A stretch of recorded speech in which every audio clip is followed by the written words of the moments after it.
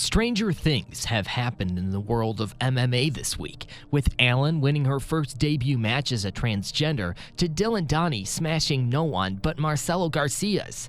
Yes, you got it right. The black belt and Veritas professional MMA fighter Dillon Danis is not in a good position.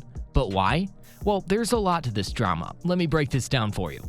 However, things would not have been noticed if videos and pictures were not leaked online, and we probably won't be talking about the incident without any evidence, so better let's get started. First things first, the entire drama started when BJJ rival Gordon Ryan shared a photo of Danis' face he received via social media. Yes, I guess we do know the power of social media. However, to no surprise, the post that went viral over social media platforms is no longer available for the late watchers to see, as it has been deleted, as it is all obvious in scenarios relating to known personalities. Hence, from there, things intensified when Tom DeBlas, who's also a member of Ryan Posse, shared a video of the arrest. And the video also proved and confirmed that Danis was arrested and charged. According to MMA fighters, the videos and mugshots are associated with allegations of chaotic behavior filed against Danis, the fighter.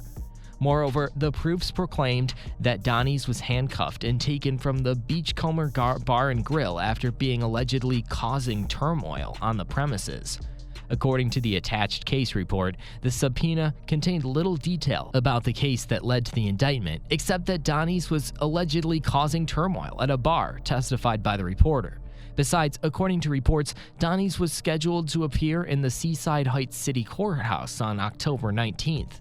The MMA star has been unfortunately struggling for quite some time after extensive knee surgery and extensive recovery. While in the process, Danis has shown signs of clear struggle and pain when he sometimes posted training videos in curly braces. Talking about the incident to the Grappling Insider, the guard explained the entire scenario. He stated that when the incident took place, he was working as a doorman. Meanwhile, Dillon and his three friends came to the bar around 12:30 a.m. from the wedding reception. Adding on to that, the guard also explained that the same night, he had received 2 fake IDs from the wedding reception and had to close the bar upstairs for people under the age of 21 because it's like a club around 9 p.m. Hence, when Dillon arrived, the guard apparently asked him and his 3 friends for the IDs, and he did get it. Got 3. However, Dillon didn't have an ID. At the time, the guard didn't know who he was, and the guard refused to take him to the club because Dillon didn't have proof of age with him. As the guard stated, when he refused to take him into the club, Dillon started acting defensive and even threatened the guards with their jobs. Well, it's common for the guards to hear such threats, the guard explained.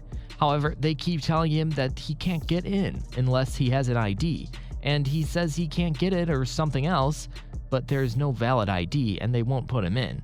Continuing, the guard stated, after this, a second guard came between us about 3 feet from Dillon and told him that it was private property and he couldn't stay there.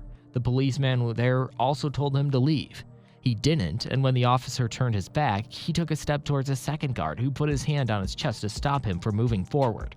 The MMA fighter Dillon then told him not to touch him and clapping his hand. Then he tried to swing the second guard around. While talking, the guard was moving behind Dillon Danis. When Dillon tried to swing with the second bouncer, the guard who noticed the incident took him to the neck and to the ground.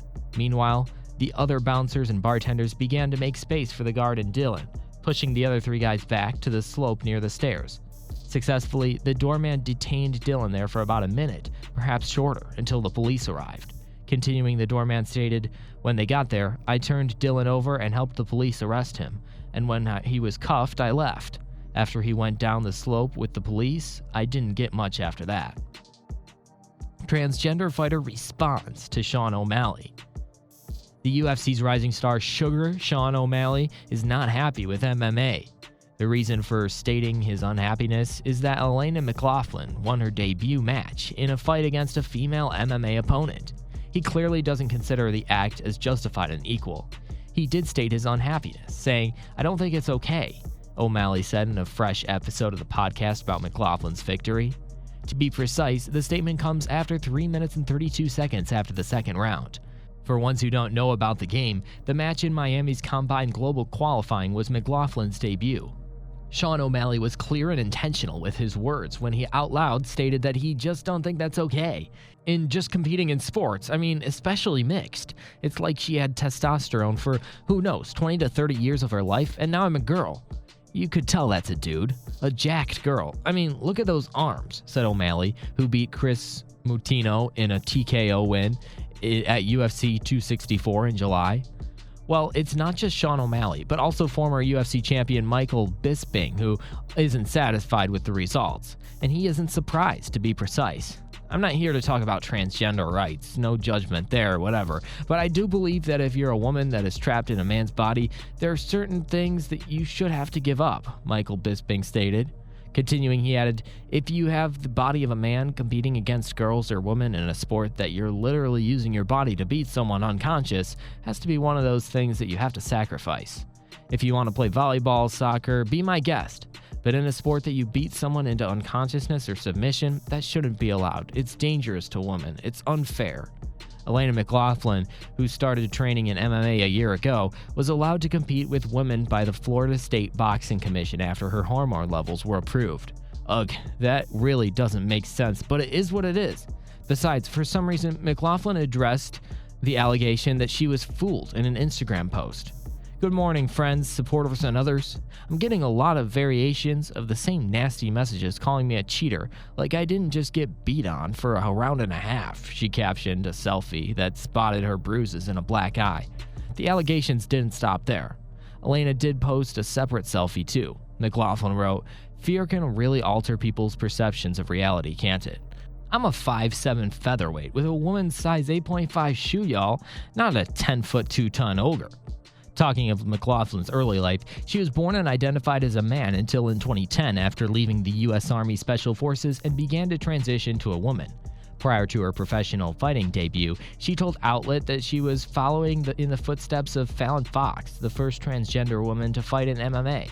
Fox, who retired in 2014 due to an injury, on a 5-1 professional record. Conor McGregor responding to Machine Gun Kelly arguing at VMAs.